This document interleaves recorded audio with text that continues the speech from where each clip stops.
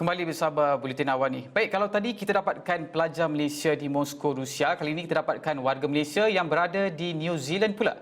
Sudah bersedia langsung dari Auckland, Naib Presiden Biro Perhubungan Malaysia Auckland, AMB, Aiman Arif Adnan untuk berkongsi pengalaman perintah berkurung di sana. Pada masa ini, New Zealand catat 1,239 kes positif COVID-19 dengan 1 kematian.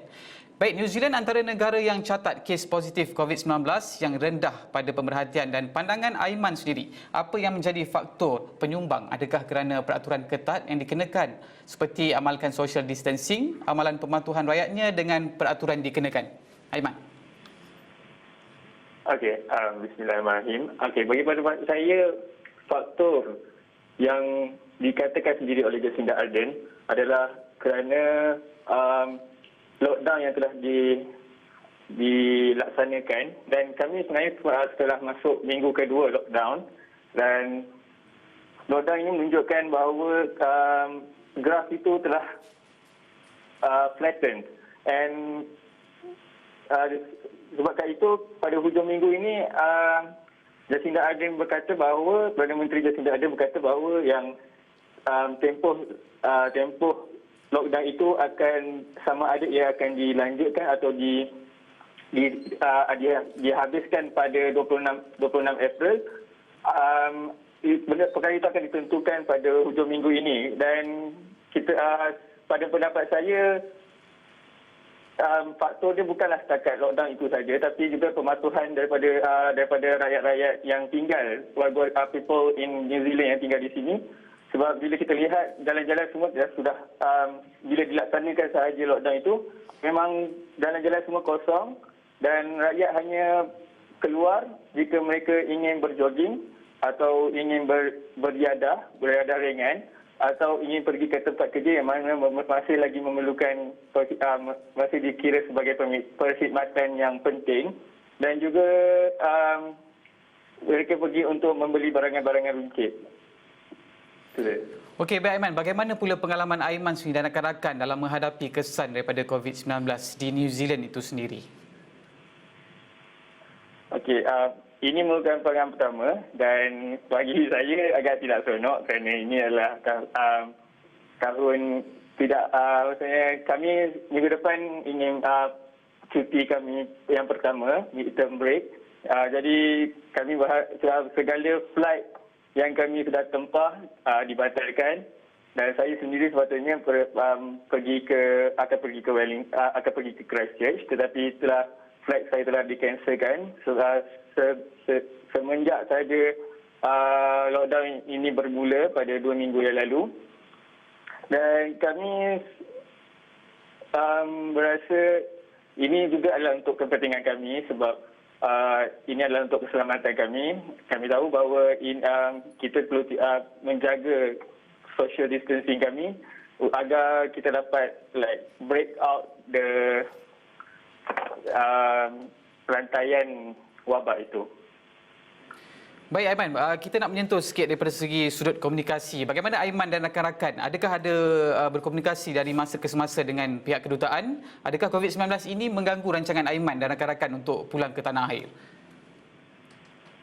Jadi bagi saya sendiri, saya adalah eksekutif daripada Badan Perhubungan.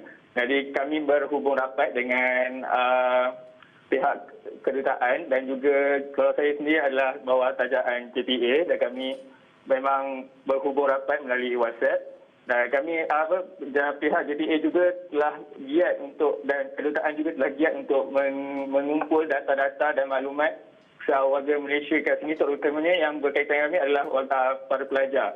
Jadi kami tugas yang diberikan kepada kami adalah untuk mengumpulkan semua kontak-kontak para pelajar Malaysia yang ada dekat sini, yang register, pelajar Malaysia yang diregister under kami, dan kami perlu reportkan kembali ke well-being diorang, well-being mereka. Mereka dah hantar wakil rumah mereka untuk berhubung dengan kami di dalam satu grup WhatsApp besar, dan kami pula hantar semua maklumat itu kepada pihak kedutaan. Okey Aiman, sememangnya Aiman sedang berdepan satu situasi yang penuh mencabar di sana dan mungkin buat masa ini ada sebarang nasihat ataupun pesanan sendiri kepada keluarga dan rakan di Malaysia buat masa ini. Untuk pesanan untuk keluarga saya berharap agar mereka ceria dan kekal harmoni bersama. Dan untuk para pelajar atau anak muda di Malaysia, saya ada satu kerana sekarang trending bahawa mereka agak kurang senang bila pelajar-pelajar di luar negara ingin pulang ke Malaysia kerana mereka dijangka akan menjadi carrier kepada wabak tersebut. Bagi saya, kita sebagai warga Malaysia yang sedang patuh terhadap perintah PKP ini, saya berharap agar kita kekalkan sifat harmoni dan positif dan juga empati dalam kita berhubung di media sosial. Dan kita perlulah sentiasa mengisi masa kita dengan perkara-perkara yang positif saja. Dan kita perlu sebarkan positivity itu, termasuklah kita berada dalam sosial media. Itu saja. Okey Aiman, mungkin yang terakhir daripada saya sendiri, kalau buat masa ini juga bagaimana perkembangan di New Zealand itu sendiri daripada segi bekalan makanan dan juga untuk mendapatkan keperluan harian semua, adakah menghadapi kesukaran untuk keluar dan sebagainya, Aiman? Kerana pada setakat ini New Zealand tidak mengalami masalah bekalan makanan dan sebenarnya kami juga dijangka untuk kami berada dalam alert level 4, yakni level yang paling tinggi dalam situasi ini, dan pada hujung ini juga akan ditentukan sama ada kami akan ke level 3 kerana graf menunjukkan data yang berkurangan. Jadi sekarang ini pun supermarket, kedai runcit semua masih lagi dibuka dan tidak sesak dan tidak terlalu sesak bagi setengah supermarket. Dan bila level wabak ini telah diturunkan ke level 3, lebih banyak servis-servis dan bisnes operasi akan kembali beroperasi semula. Jadi saya rasa tidak perlu risau tentang bekalan makanan. Dan lagipun transport juga bagi perkhidmatan bas, public transport adalah percuma sekarang. Dan banyak lagi e-hailing, taksi yang masih beroperasi.